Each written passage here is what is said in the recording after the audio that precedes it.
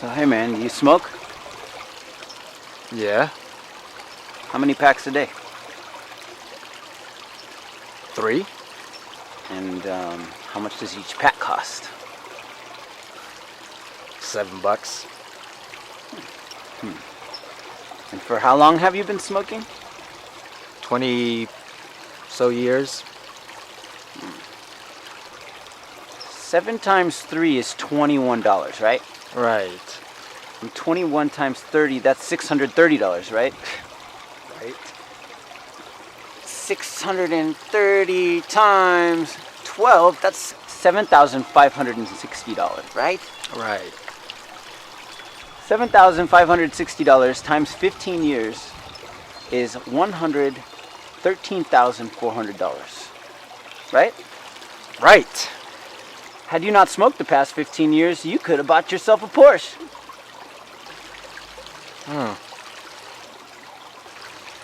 Do you smoke? Mm-mm. And where's your Porsche?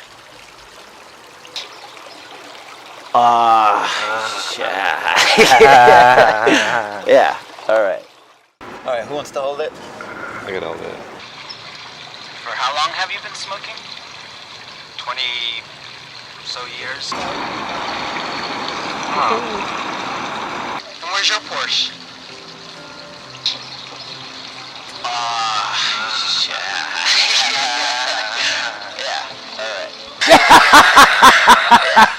Yeah, fool! So, fellas, which one of you wants to go first? It was interesting to just focusing on counting the cigarettes in money worth and equating that as like a shock value. But the other guy took it matter of fact, like he enjoyed smoking, so it was worth that sacrifice. It wasn't about the money. Many times, like, we think, like, oh, a little bit every day, like, will, like, necessarily yield something in the future.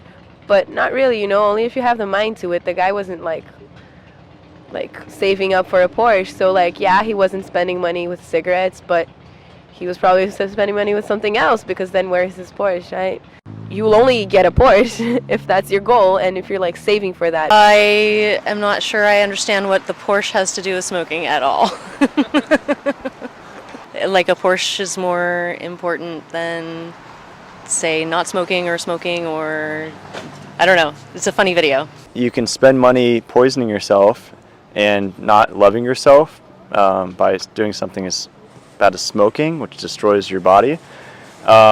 And it's also voting with your dollars. So you're voting with your dollars to pay people who don't care about the world, and meanwhile you're destroying your body. So it's a lose-lose. I think this planet will start to turn around when people start loving themselves. And when you love yourself, you can open your heart and start to love others. But you can't love another until you love yourself. Absolutely. A lot of people think that they know what's the right way and what they should do, and they're really quick to judge other people. And we seem to forget that judgment that we have for other people is just almost like judgments of ourselves. Something that was happening inside the guy that was making all those accusations allowed him to not buy that Porsche, and so it kind of made him realize that the faults that he's seen in other people are just the faults that he has. And so it's a nice reminder. I think I might be the perfect candidate then. Really? Absolutely. Why do you say that? I've never smoked in my entire life, and I am an amputee from cancer. Wow. And I still don't smoke to this day, but so I don't know. I guess in life it's your choice to do what you want, because I guess life comes and goes for all of us, so it's your choice. That guy didn't spend $100-something thousand on cigarettes, but he spent it on something else because he had that money to spend. So I think it wasn't so much about what you're going to spend on cigarettes as much as temptation in general. 'Cause you don't always die from tobacco.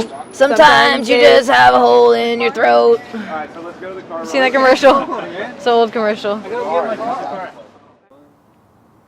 From this film I learned that unless one applies one's mind to something, one is not going to accomplish that thing. The guy who did not smoke did not spend his money on tobacco, but he, like the smoker, did not save his money. He would have saved his money only had he actually put his mind to it. Similar principle works in the spiritual life. Unless you focus your mind on your spiritual path, you are likely not going to find enlightenment. Bhagavad Gita, the great book of spiritual wisdom, teaches, one must deliver oneself with the help of one's mind and not degrade oneself. The mind can be a friend or an enemy.